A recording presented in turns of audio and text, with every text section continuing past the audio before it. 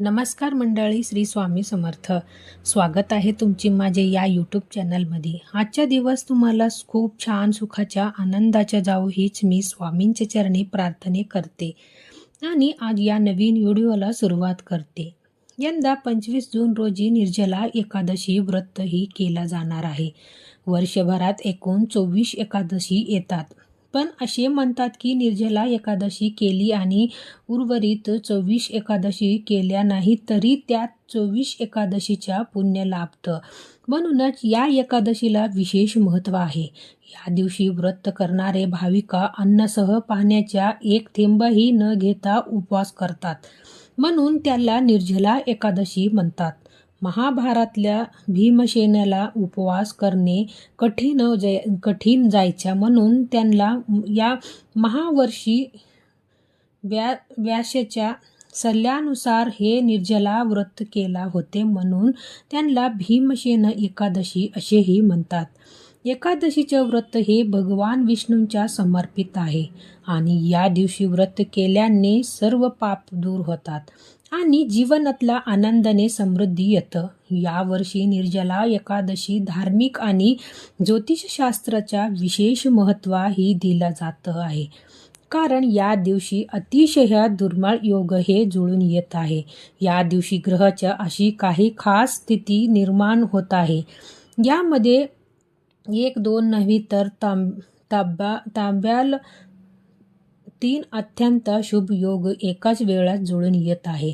रवी योग, शिवयोग आणि सिद्धयोग या त्रिवेणी महासंयोगामुळे या दिवसाच्या आध्यात्मिक आणि धार्मिक महत्त्व अनेक पटीने वाढले आहे. या शुभ संयोगात भगवान विष्णूंच्या पूजा केल्याने इच्छित फळ प्राप्त होतं. असं म्हटलं जातं की या योगामध्ये केलेली साधना, दान, धर्म आणि नामस्मरण थेट ईश्वरापर्यंत पोहोचतात आणि कुंडलीतलं अनेक दोष दूर होतात. निर्जला एकादशीच्या दिवशी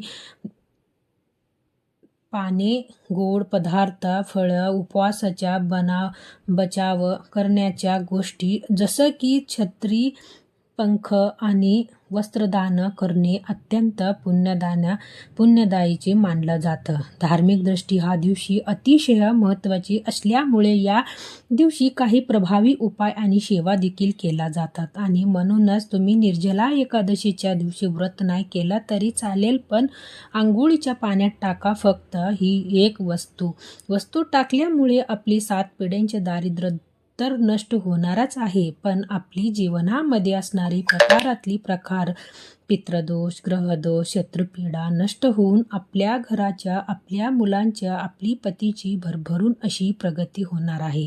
तर ती कोणती वस्तू टाकायची आहे, कोणती वेळात टाकायची आहे याबद्दल सविस्तर आणि महत्त्वाच्या या माहिती मी तुम्हाला या व्हिडिओमध्ये देणार आहे.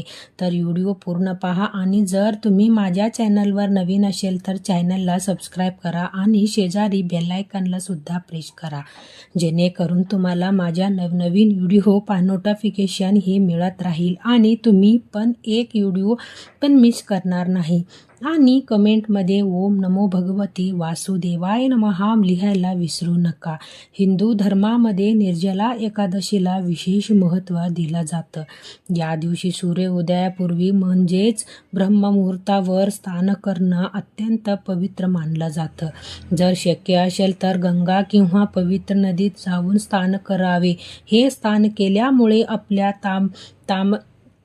तनाबरोबर आपले मनाच्या शुद्धीही होत असतं आणि पवित्र मनाने केल्याने प्रत्येक कार्यामध्ये आपल्याला 100 पटीने पुण्यफळही प्राप्त होत असतं.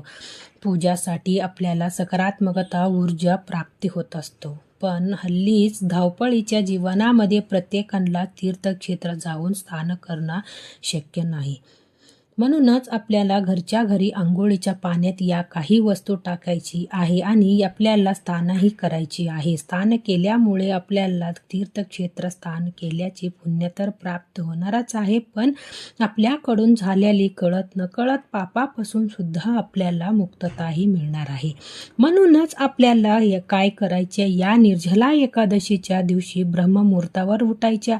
अंथरूणमध्येच आपल्याला श्रीहरी विष्णू माता लक्ष्मीचे स्मरण करायची आहे आणि यानंतरनं आपल्याला आंघोळ करता पाणीही काढायची. आता आंघोळ करता तुम्ही थंड किंवा गरम कोणतेही पाणी घेऊ शकता आणि आंघोळीच्या पाण्यामध्ये सगळ्यात पहिली वस्तू जी आपल्याला टाकायची ते म्हणजे गंगाजल.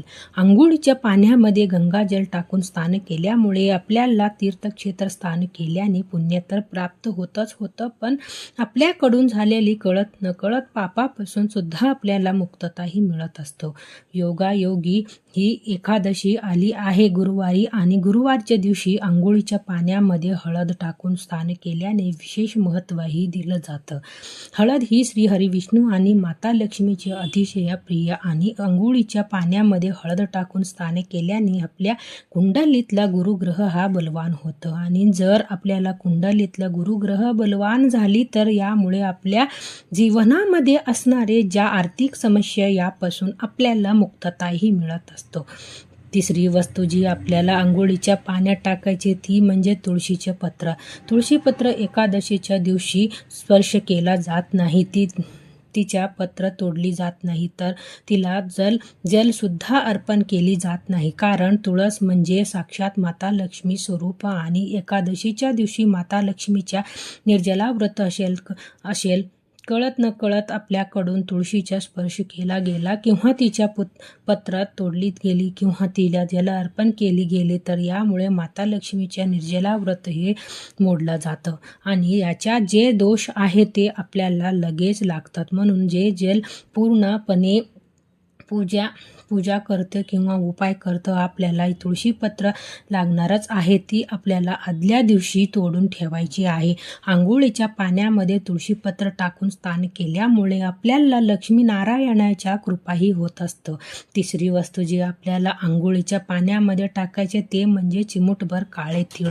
तिळाच्या उत्पत्ती श्रीहरी विष्णूच्या झामापासून झालेली होता. तसेच काळे तीळ आपल्या पित्रांच्या सुद्धा समर्पित येतात आणि जेव्हा आपण आंघोळीच्या पाण्यामध्ये काळे तीळ टाकतो आणि स्नान करतो त्यामुळे आपल्या कुंडलीमधला असणाऱ्या प्रकार पित्रदोष, ग्रहदोष, शत्रुपीडा आता नष्ट होतं, पण आपल्या 7 पिढ्यांचे दारिद्र्य नष्ट होऊन आपल्या कुटुंबाच्या भरभरून अशी प्रगती व्हायला लागतं. तसेच आपल्याला चिमूटभर खडे मीठ सुद्धा आवर्जून आंघोळीच्या पाण्यामध्ये टाकायचे आहे. टाकल्यामुळे आपल्याला लागलेली वाईटातली वाईट जी नजर असेल ते दूर होतं आणि आपली भरभरून अशी प्रगती व्हायला लागतं. आपल्या जीवनामध्ये असणारी जेवढा पण इडापिडी दोष आहे ते दूर होतात. तर या सर्व वस्तू जे आहे ते आपल्याला आंघोळीच्या पाण्यामध्ये टाकायचे आहे. आपल्याला स्नानही करायची आहे, पण बरेचदा लोक चुकीच्या पद्धतीने स्नान करतात, यामुळे सुद्धा त्यांच्या केलेली उपायाच्या कोणत्याही शुभ फळ प्राप्त होत नाही. म्हणूनच आपल्याला काय करायचं, सर्वप्रथम एक मग पाणी आपल्या उजव्या खांद्यावर टाकायचं, मग एक पाणी आपल्या डाव्या खांद्यावर टाकायचं आणि यानंतरनं आपल्याला स्नानही करायची आहे. पण एकादशी तसेच द्वादशी दिवशी चुकूनही आपल्याला केसही धुवायची नाही.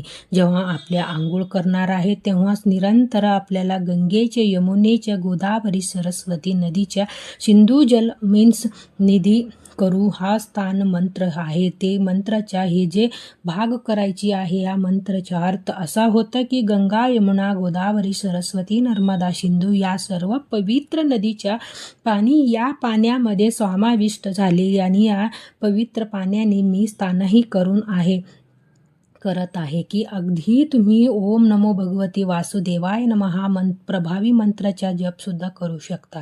जेव्हा आपण आंघोळीच्या पाण्यामध्ये या सर्व वस्तू टाकतो त्याच्याबरोबर मंत्राचे जप करतो, यामुळे आपल्याला तणाबरोबर आपली मनाची शुद्धीही होत असतो आणि पवित्रतेने नवीन पवित्र मानला केलेली प्रत्येक कार्यामध्ये आपल्याला 100 पटीने पुण्यफळ ही प्राप्त होत असतो. अतिशय प्रभावी असाही उपाय केल्यामुळे त्यामुळे आपल्या जीवनामध्ये असणारी प्रकार पितृदोष, ग्रहदोष, शत्रुपीडा तर नष्ट होणारच आहे, पण आपली 7 पिढ्यांचे दारिद्र्य नष्ट होऊन आपल्या घराच्या, आपल्या मुलांच्या, आपली पतीच्या भरभरून अशी प्रगती होणार आहे. म्हणूनच व्हिडिओ जास्तीत जास्त लोकांपर्यंत शेअर करा, जेणेकरून प्रत्येकाच्या अनुभवाच्या आयुष्याच्या कल्याण हीच मनामध्ये इच्छा. श्री स्वामी समर्थ. भेटूया नेक्स्ट व्हिडिओमध्ये. तोपर्यंत सर्वांना धन्यवाद.